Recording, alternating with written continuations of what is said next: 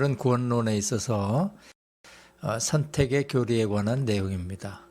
이 선택 교리가 우리 인간의 구원에 있어서 유일한 교리는 아니지만은 그러나 많은 교리들 중에 또 중요한 교리 중에 하나입니다. 예수님의 순환과 죽음이라든지 그리스도인의 거듭남이라든지 이런 모든 것들이 구원론에 있어서 중요한 교리입니다. 동시에 이 선택의 교리 역시 아주 중요한 교리 중에 하나이죠. 성경은 전체적으로 구원받을 자를 하나님이 선택하셨다고 말씀을 합니다. 이 선택의 교리가 믿지 않는 자들에게 또 신앙이 연약한 자들에게는 굉장히 걸림돌이 되는 것은 사실입니다. 누구는 택하고 누구는 버림받았느냐 이런 논리 속에서 선택의 교리는 사람들에게 좀 불편한 것이 사실입니다만은 그러나 성경은 분명하게 하나님께서 구원받을 자를 택하셨다고 말씀을 합니다. 선택의 교리는 어떤 내용이냐? 선택은 하나님의 주권적인 행위인데 그리스도 예수 안에서 그리스도를 받아들일 것이라고 미리 예견된 모든 사람을 하나님이 구원하시기로 택하셨다. 이것이 선택의 교리의 주된 내용입니다. 선택이라는 말의 정의를 제가 여기 여러분들에게 알려드리면 이렇습니다. 선택은 하나님이 그의 주권적인 선하신 기쁨 속에서 인간들 안에 아무 예견된 공로가 없으므로 일정 수의 인간들을 영원한 구원과 특별 은혜의 수령자들이 되도록 선택하시는 하나님의 영원한 행동이다. 이 말이 좀 어려울 수 있을 것입니다만은 여기 중요한 단어들이 있습니다. 하나님의 그 선한 기쁨 속에서 그리고 인간에게는 구원받을 수 있는 어떤 조건, 공로가 없다는 전제하에서 성경은 말씀하기로 모든 사람이 죄를 범해서 하나님의 영광에 이를 수 있는 그 능력이나 권리를 상실했다고 말씀하죠. 그렇게 구원에 있어서 불가능한 인간들에게 있어서 하나님이 일정 수의 인간들을 하나님의 그 은혜로 말미암아서 택하셔서 그 택하시는 모든 행동은 영원하게 지속된다. 이렇게 표현할 수가 있겠습니다. 이것이 선택교리의 중요한 개념이고 정의입니다. 선택교리에서 관련된 성경에 나온 여러 가지 내용들을 몇 가지 용어로 정리하면 이렇습니다. 하나님의 주권과 인간이 구원을 선택할 수 있는 자유가 있다는 이 두 가지 개념은 반드시 충돌되고 상충되는 것은 사실입니다. 하나님의 주권과 인간의 자유의지를 아주 명명백백하게 잘 설명할 수 있는 방법은 없습니다만은 그러나 성경은 분명하게 말하기를 하나님은 전능하시고 전지하신 분이다. 전능하시고 전지하신 분이다. 옴니포텐스라는 말이 전능하다는 말도 되지만 전지하다는 말도 포함하죠. 하나님은 모든 것을 알고 계시고 모든 것에 대한知를 갖고 계신다라는 전제가 선택교리에 깔려 있습니다. 또 하나님은 모든 것에 대한 계획을 갖고 계신다. 이것을 작정이라고 하는데 에베소서 1장 11절 9절을 참조하시면 되겠습니다. 이 하나님의 작정이 있기 때문에 구원받을 자에 대한 선택이 가능하다 이 말이죠. 또 하나님은 주권을 가지고 계신 분이시고 동시에 모든 것을 하실 수 있고 결정하실 수 있는 자유가 있다.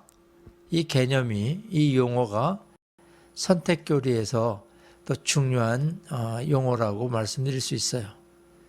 욥기 42장 2절을 참고하시기를 바랍니다. 그래서 하나님은 선택하실 수 있는 능력과 자유가 있으십니다. 특히 개인을 하나님은 골라내십니다. 구원받을 자를 자유롭게 골라내시는 선택의 행위를 하시게 되는 것입니다. 성경은 말씀합니다. 에베소서 1장 4절. 곧 창세 전에 그리스도 안에서 우리를 택하사, 이렇게 분명하게 언급을 합니다. 또 그래서 하나님은 우리에게 예정의 은혜를 주셨다고 말씀하죠. 사도행전 4장 28, 하나님의 권능과 뜻대로 이루려고 예정하신 그것을 행하려고 이 성에 모였나이다. 이 예정이라는 말은 모든 우리 인간사의 운명들을 계획하고 정하셨다라는 뜻인데, 이 하나님의 예정이 있기에 선택이 가능하다라는 것입니다. 성경은 이러한 내용을 분명히 우리에게 말씀을 해 주시고 있죠. 예지라는 말도 있습니다. 이것은 하나님이 세상의 모든 일들을 미리 아신다라는 것인데, 이것이 가능하기 때문에 선택도 가능하다, 이렇게 우리가 교리를 펼쳐나갈 수가 있습니다. 그러나 이 선택교리의 반대편에 서 있는 용어들이 있는데, 두 단어에 주목하시기 바랍니다. 응보와 묵과. 이 응보라는 말은 벌을 받기에 마땅하다는 뜻이죠. 묵과라는 뜻은 하나님이 그냥 지켜보고 두고 보신다는 거예요. 구원받기로 선택되지 않은 사람들을 그냥 지켜보신다라는 뜻입니다. 이것은 선택교리와 반대되는 개념입니다. 그리고 이 개념, 응보라는 말이 보통 흔히 세상에서 많이 쓰이는 단어이죠. 로마서 9장 18절에 보면, 그런즉 하나님께서 하고자 하시는 자를 긍휼히 여기시고 하고자 하시는 자를 완악하게 하시느니라. 이 구절의 표현은 하나님의 주권과 자유를 명확하게 표현하는 구절인데, 이런 모든 내용들이 결국은 우리로 하여금 하나님의 선택을 알게 하시고, 또 성경에서 하나님의 선택의 행위가 분명히 있다는 것을 가르쳐 주고 있습니다. 하나님의 선택에 대해서 못마땅하게 여기는 세상 사람들과 그런 여러 가지 자유로운 생각을 하는 사람들은 이러한 반대 의견을 냅니다. 하나님이 구원받을 자를 선택하셨다는 것은 인간이 갖고 있는 자유라는 것과 어울리지 않는다. 조화가 되지 않는다. 그러나 로마서 9장 18절에 뭐라 그랬습니까? 하나님께서 하고자 하시는 자를 긍휼히 여기시고 하고자 하시는 자를 완악하게 하시는가. 하나님의 엄청난 주권을 말하고 있죠. 하나님은 과연 우리의 자유를 억압하시느냐? 그렇지 않습니다. 하나님은 우리 모두를 책임감 있고 책임성 있는 존재로 지으셨어요. 그래서 하나님은 우리가 책임 있는 바른 행동을 하도록 우리에게 요구하신다는 사실을 기억해야 됩니다. 그런 의미에서 인간의 자유의지와 무조건 충돌한다라고 하는 생각은 아주 단편적이고 저급한 생각이 될 수가 있는 겁니다. 또 반대 의견 중에는 인간이 갖고 있는 운명론하고 결국 같은 것이 아니냐. 운명론은 뭐죠? 어차피 되어질 일은 되어지는 것이고 죽을 사람은 죽는 것이고 지옥 갈 사람은 지옥 가는 것이고 구원받을 사람은 구원받은 것인 그런 운명을 타고났기 때문에 우리는 기도할 필요도 없고 노력할 필요도 없고 구원받기 위해서 십자가를 우리 마음에 받아들일 필요도 없는 것이 아니냐. 어차피 지옥 갈 사람들은 가는 거 아니냐. 이게 운명론입니다. 그러나 이 운명론과 하나님의 작정, 선택은 차이가 있어요. 여기 한번 보십시오. 하나님의 작정 뒤에는 지적이고 사랑하시는 존재, 하나님이 계시다 하는 면에서 운명론하고는 차이가 있습니다. 동시에 운명론은 결론만 강조합니다. 수단의 중요성을 강조하지 않습니다. 지옥 가는 것, 또 천국 가는 것, 그 모든 것에는 어떻게 가느냐, 어떤 방법이 동원되느냐 하는 것이 우리는 성경을 통해서 알고 있는데, 운명론은 그 모든 수단 또는 그 과정에 대해서 중요하게 생각하지 않습니다. 그래서 운명론은 하나님의 선택과는 전혀 다른 개념의 내용이라는 것을 볼 수가 있어요.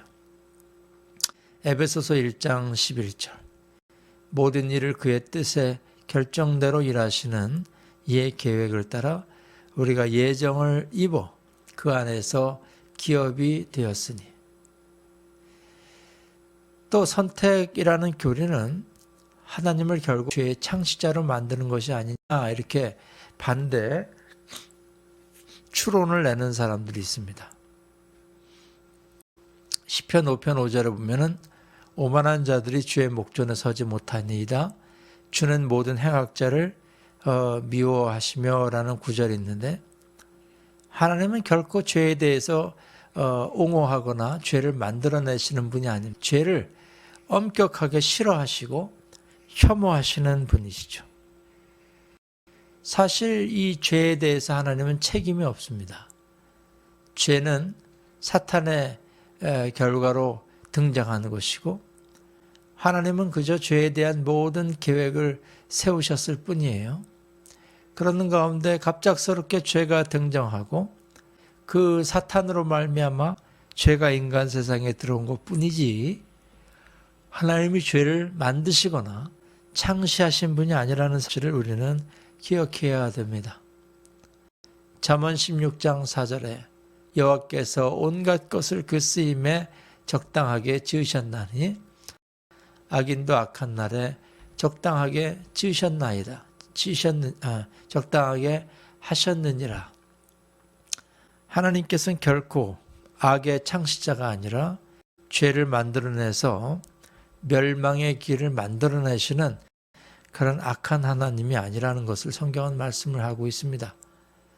로마서 11장 33절 이하에도 보면은 하나님의 그 지혜와 하나님의 그 지식이 너무나 풍성해서 이 모든 세상 만사를 이끌어 가시는 그 지혜를 우리는 쫓아갈 수가 없다.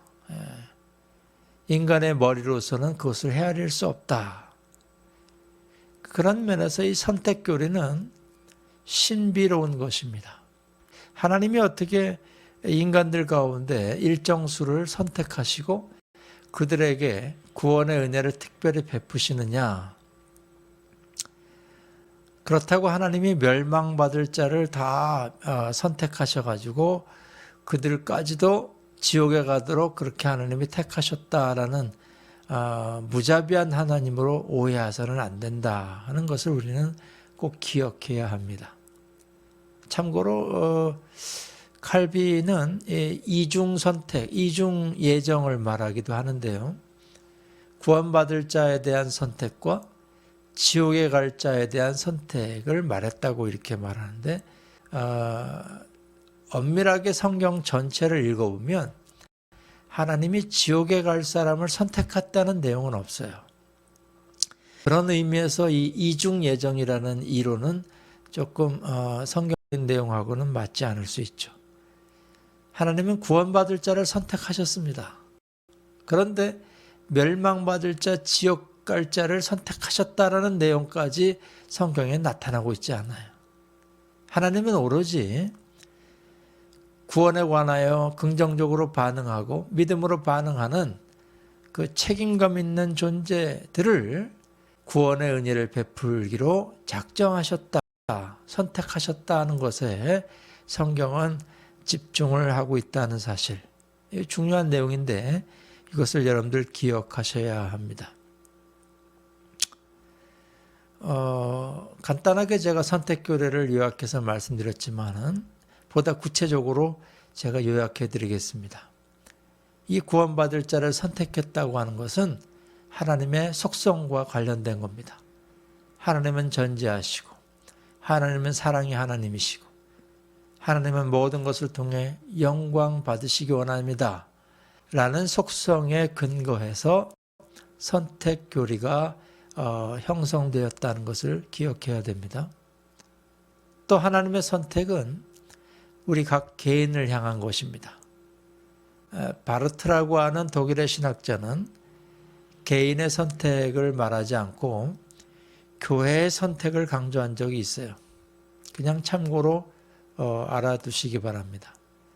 바르트는 말하기를 하나님은 교회 공동체 전체를 선택하신 것이지 한 개인을 선택한 거 아니다 이렇게 말하는데 그것도 그렇게 성경적인 근거가 있지는 않습니다. 성경은 우리가 개인을 하나님이 선택하셔서 구원하기로 작정하셨다고 말씀을 합니다. 또 에베소서 1장 4절의 말씀처럼 하나님의 선택은 창세 전에 이미 하나님께서 행하신 놀라운 작정의 사건이었다는 것을 기억해야 합니다. 또 중요한 것은 하나님의 선택교리, 또 하나님이 우리를 선택하셨다고 해서 그것이 곧바로 구원과 직결되는 것은 아니다는 거예요. 창세전에 그리스도 안에서 우리를 택하사. 근데 그 다음 단계가 우리가 거룩하고 흠이 없게 되는 단계가 필요합니다. 이것은 뭘 말하느냐? 우리의 구원에 있어서의 책임감을 말하는 겁니다. 나는 하나님께 선택받은 자임을 확신해. 그러므로 세상에서 내가 내 마음대로 막 살다가 죽기 전에 회개한다든지 내 죽기 전에 조금만 마음을 돌이키면 내 선택, 나를 향한 하나님의 선택은 확실하기 때문에 내 구원은 따놓은 당상이야 하고 우리는 그렇게 확신할 수 없다는 거예요. 그래서 바울 사도는 우리가 구원을 이루기 위해 두렵고 떨리는 마음을 가지라고 권면하지 않았습니까? 구원에까지 이르기까지 우리는 책임감 있는 존재로 살아가야 됩니다. 말씀을 순종하고 하나님의 사랑을 세상에 증거하는 자로 계속해서 사명을 감당하는 책임을 감당해야 되는 것이죠. 저와 여러분들을 하나님이 선택하셨다는 것은 놀라운 은혜입니다. 그리고 그것은 하나님의 자유고 하나님의 주권입니다. 하나님의 주권과 자유 안에서 선택받은 우리는 이제 그 선택을 확신하고 감사할 뿐만 아니라 선택받은 자다운 책임감 있는 인생을 살아가야 되는 것이죠. 결론적으로 말씀드리지만 이 하나님의 선택은 신비입니다. 그리고 이 하나님의 선택은 지옥 갈 자를 선택하라는 내용을 담고 있지는 않습니다. 구원받을 자를 하나님이 선택하셨다. 예수님을 받아들일 사람이 누구인가를 아셨고 하나님은 그들을 구원하기로 선택하셨다 하는 내용은 신비롭고 어려운 내용입니다. 우리 인간의 두뇌로 알기가 어렵기 때문에 우리는 그냥 신비로 남겨두어야 합니다. 이것을 인간의 생각으로 설명하려고 하다 보면 반드시 오류에 빠지게 되는 것이죠. 이 신비스러운 교리인 선택교리 내용들을 보시고 또 성경 안에 어떤 구절들이 이 내용과 관련이 있는가 한번 또 보시면서 여러분들 선택하신 하나님의 은혜를 더 깊이 묵상하고 감사하는 귀한 시간이 됐으면 좋겠습니다. 함께 하심을 감사하고 다음에 또 뵙겠습니다. 감사합니다.